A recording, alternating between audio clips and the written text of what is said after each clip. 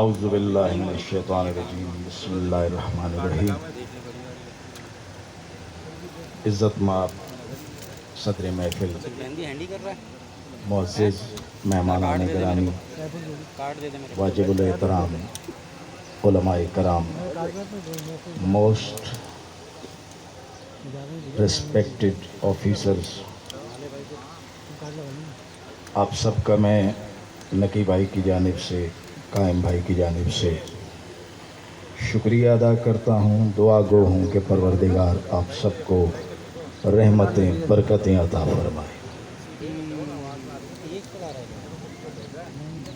ہر انسان دنیا میں آتا ہے، اپنا جاب مکمل کرتا ہے اور گزر جاتا ہے۔ کوئی انسان دولت چھوڑ کر جاتا ہے، کوئی سرمایہ، کوئی جائیداد، کوئی جاگیر۔ عظیم ہوتے ہیں وہ لوگ جو علمی اثاثے چھوڑ کر دنیا سے جاتے ہیں۔ علامہ ڈاکٹر ضمیر اختر نقوی صاحب، جنہوں نے نہ کوئی جاگیر بنائی، نہ جائیداد بنائی، نہ کوئی دولت چھوڑ کر مرے، جیے بھی تو ملت کے لیے اور مرنے کے بعد بھی ملت کے لیے علمی اثاثہ چھوڑ کر گئے۔ ہاں، مگر ایک اہم بات کی طرف دانشوروں کی توجہ ضرور چاہوں گا۔ صاحب بصیرت ہوتے ہیں وہ لوگ جو اپنے بعد مدبرانہ فیصلے کر کے جاتے۔ جب ہم گریک میتھولوجی پر غور کرتے ہیں تو سلیمان پیغمبر کے شاگرد تھے فیثاغورس، فیثاغورس کا شاگرد تھا سقراط، سقراط کا شاگرد تھا افلاطون، افلاطون کا شاگرد تھا، افلاطون تک سینہ بسینہ علم چلا۔ افلاطون نے پہلی بار سقراط کے تمام علوم کو مدون کیا، ایک اکیڈمی قائم کی، ایک لائبریری بنائی اور ایک درسگاہ بنائی۔ اور صاحبان علم جانتے ہیں کہ اس کا سب سے عظیم شاگرد تھا ارسطو۔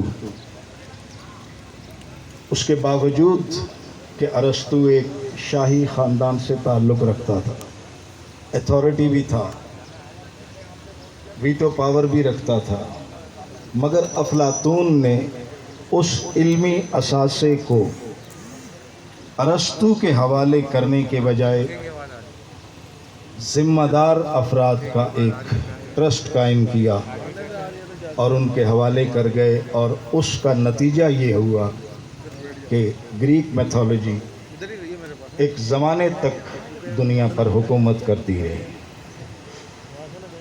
مدبرانہ فیصلہ تھا ڈاکٹر صاحب کا کہ وہ اس علمی اثاثے کو ایسے افراد کے ہاتھ میں دے گئے جو قوم کی اس امانت کی حفاظت کرنے کی صلاحیت بھی رکھتے ہیں اور جذبہ بھی رکھتے ہیں۔ ملت نے بھی نقی بھائی، قائم بھائی کا بھرپور ساتھ دیا۔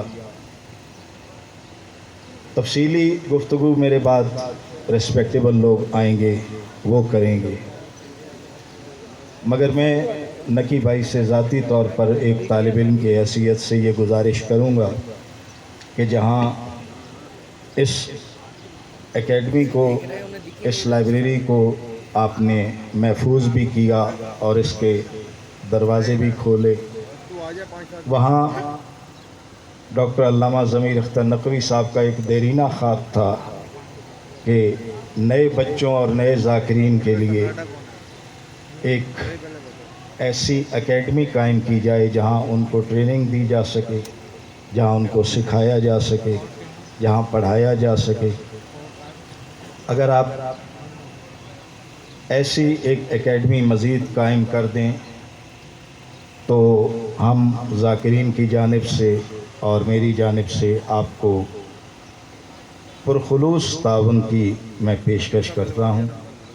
تاکہ ہم مزید آنے والے 20 سال 25 سال 50 سال بعد بھی ایسے عظیم قوم کے اندر دانشور، قلمکار، علماء، خطیب پیدا ہوتے رہیں اور قوم علمی خزانوں سے محروم نہ رہے۔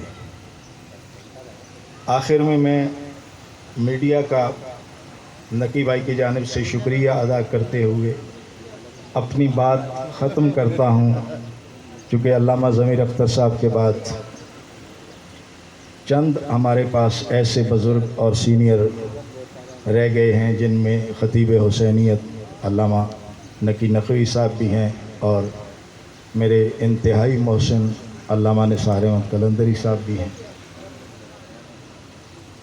مگر میں اپنی عقیدت کا اظہار عجیب انداز سے کر کے اپنی بات ختم کرتا ہوں۔ شاہج و رسالوں کے 27ویں چیپٹر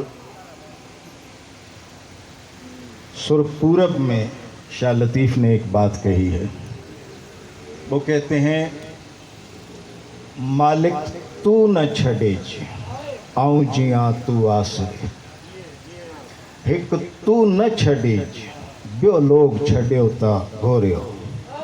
شاہ لطیف کہتے ہیں مالک میری زندگی کا نظام تیرے آسرے پر چلتا ہے، بس تو میرا ہاتھ نہ چھوڑ، اور اگر تو میرے ساتھ ہے ساری دنیا مجھے چھوڑ جائے مجھے کوئی پرواہ نہیں۔ بہت شکریہ۔